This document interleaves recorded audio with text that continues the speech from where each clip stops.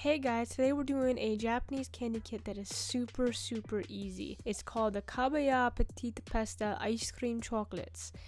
You're going to start by opening the box and pulling out a yellow bag that has the chocolates, and then the little tray to hold them. That is literally all you need for this project is within this box. There are indents all along the box. Follow the indents by tearing off the parts as instructed on the box.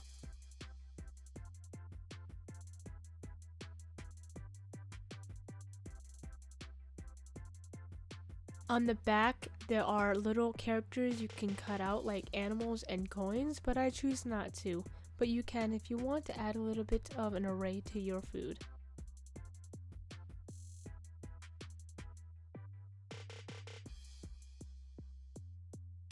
To set it up, you're going to want to take the top flaps and intertwine it with the side flaps by unfolding them and sticking them together. And then you're basically done with the store side. Take the yellow bag, open it to reveal your chocolates. They are already done, so you need to do absolutely nothing to them. With your tray, take your chocolates and start splitting them from each other because mine got stuck, and start placing them on top of the tray.